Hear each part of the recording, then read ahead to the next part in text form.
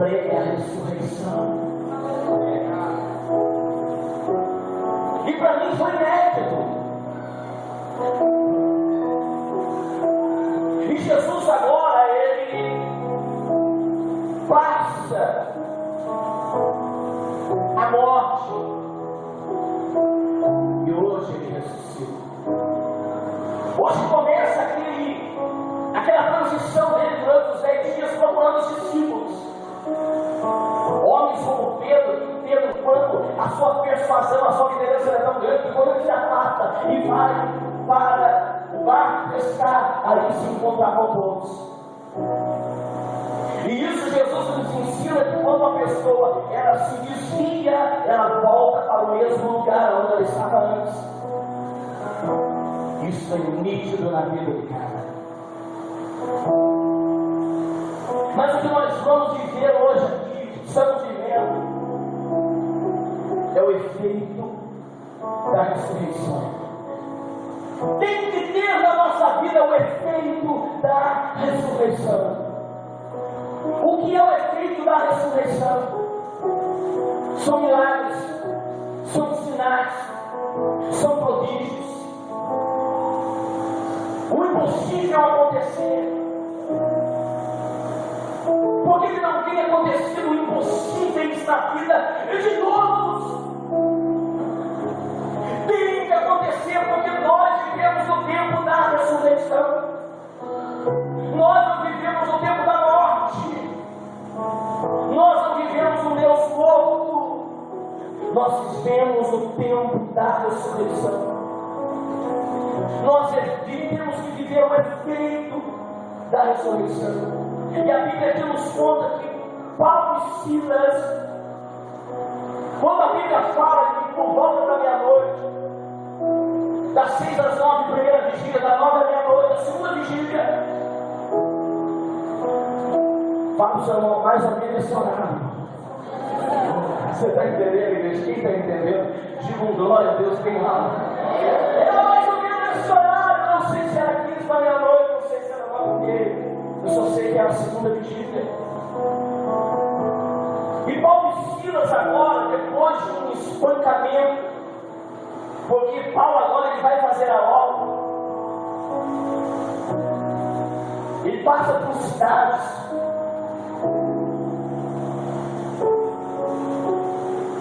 e ali uma menina que servia a Deus, ele vai até a casa dela, o batiza. E quando ele sai para a cidade, uma endemoniada, que trazia recursos para a cidade, uma feiticeira, uma espírita, que lia a mão, jogava abusos, lia carta. Com elogio, ela denunciava Paulo. A Bíblia diz que Paulo se perturbou. E quando ele passava, ela dizia o demônio pela boca dela: ela vai em nome de Deus, e assim denunciava. E aquela cidade começou a ficar esperta. Eles são os atormentadores. E a Bíblia diz que Paulo, agora atormentado, volta em uma só imposição de mão. Ele diz: sai!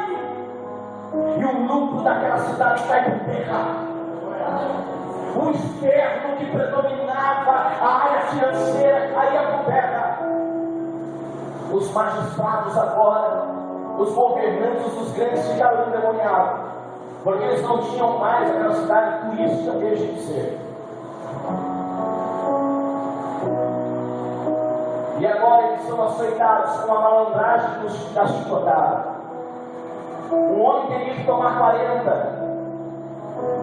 E agora era 40 menos 1, ou seja, dava 39 e parava. Depois que voltava do desmaio, dava mais 39. Depois que voltava do desmaio, dava mais 39. Assim, Paulo e Silas apanharam. E eles vão para uma cadeia, um lugar mais afastado, como se aqui fosse um cadeirão. E aqui um lugar mais afastado, aqui.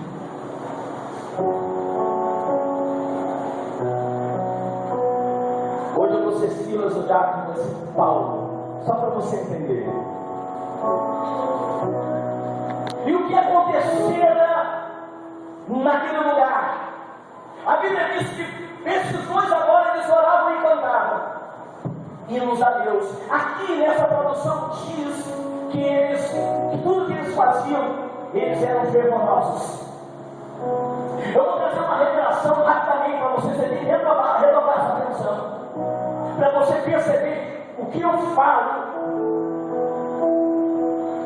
E quando eu falar, para você ficar esperto e mergulhar nesse rio de águas vivas. É o que tem acontecido. E a Bíblia diz que esses homens agora, eles oravam.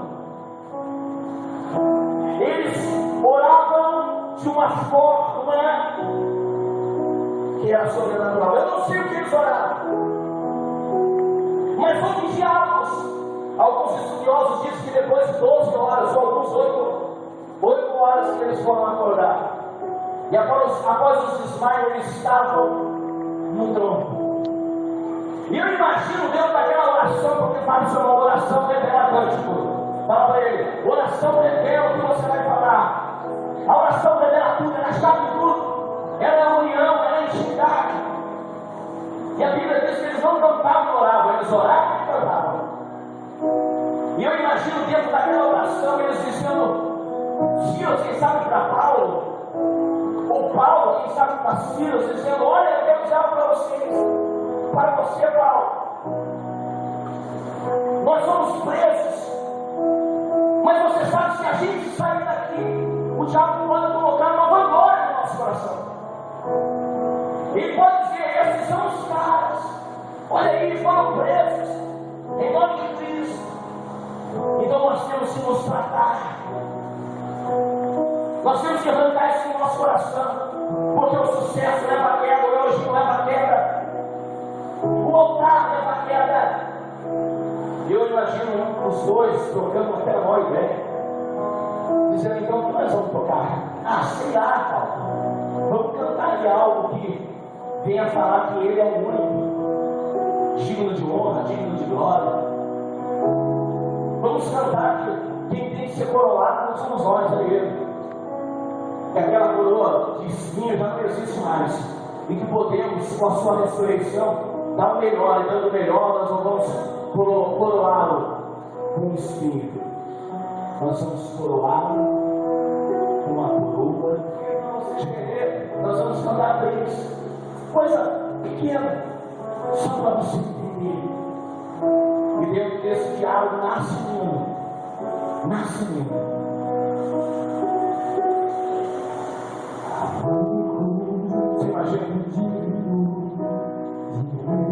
Você imagina aqueles dois homens no tronco cantando.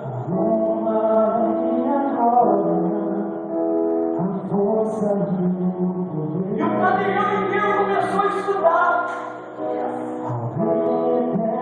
Está acontecendo.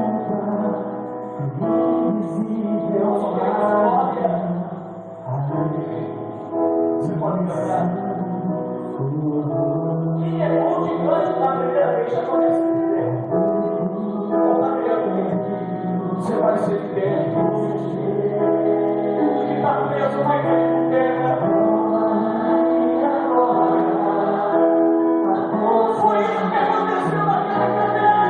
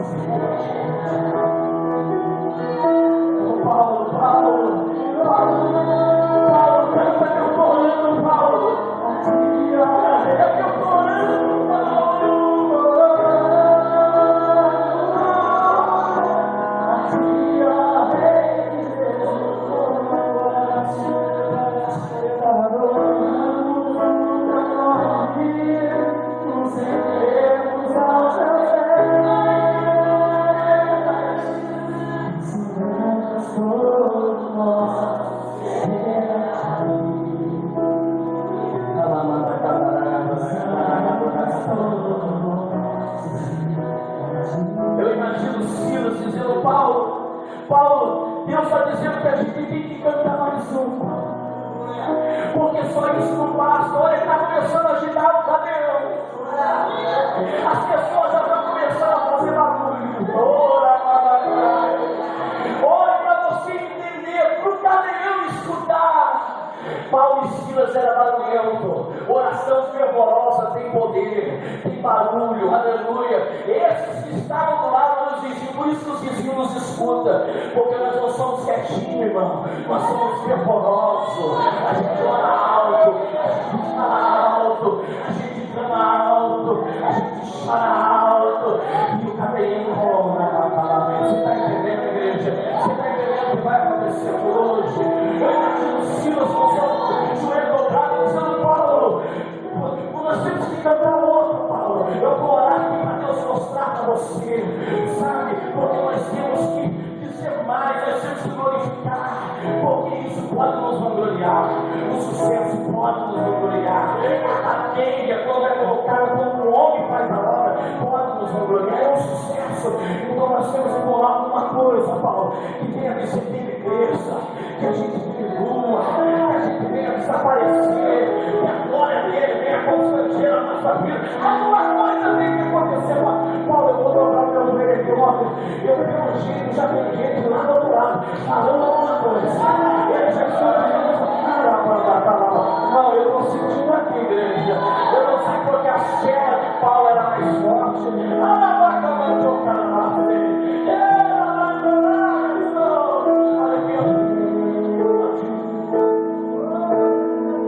Porque Paulo, eu sou outro, eu vou orar.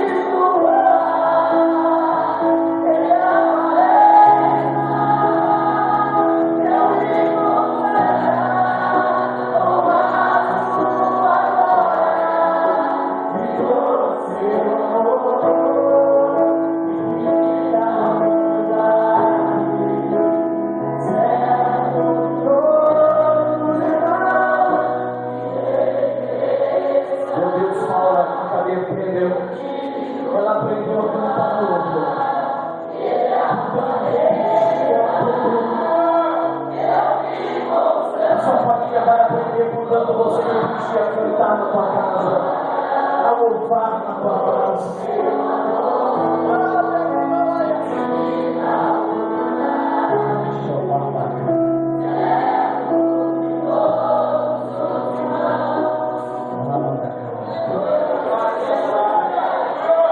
Eu imagino que aconteceu isso. E Silas e Paulo agora falando, dizendo: olha o que está acontecendo, vamos parar um pouco. Vamos escutar como é que está o cadeiro.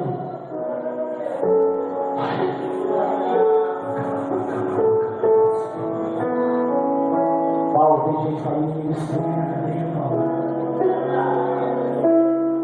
Silas, é verdade. Parece que Deus começou a encher o povo. Deus começou a fazer alguma coisa. Silas, Deus começou a fazer. Paulo, a gente precisa cantar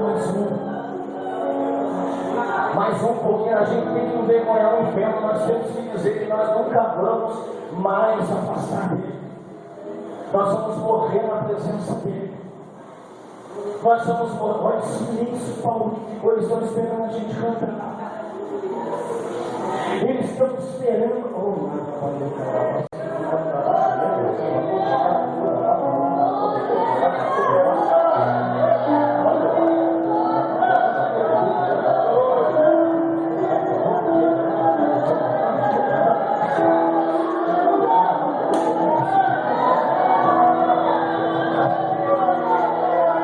Eles estão descobrindo que ele ressuscitou, Paulo.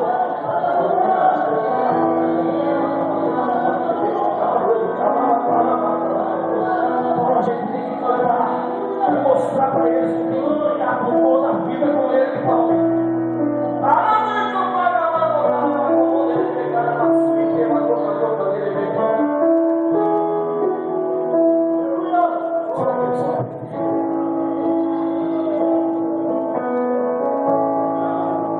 Por toda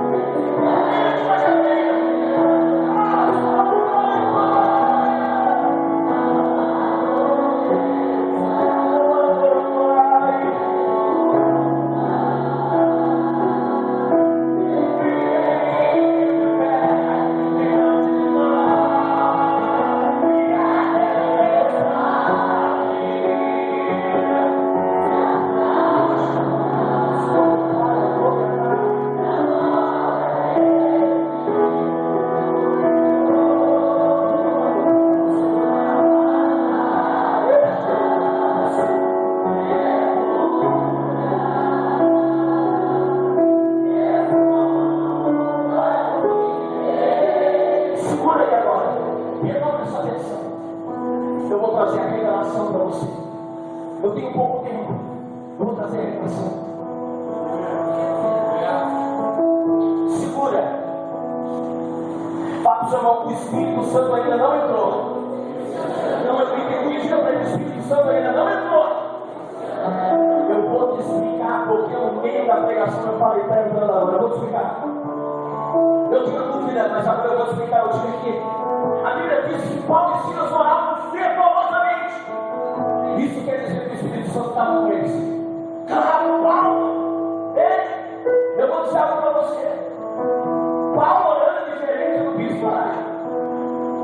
Paulo jejuando é diferente. É diferente.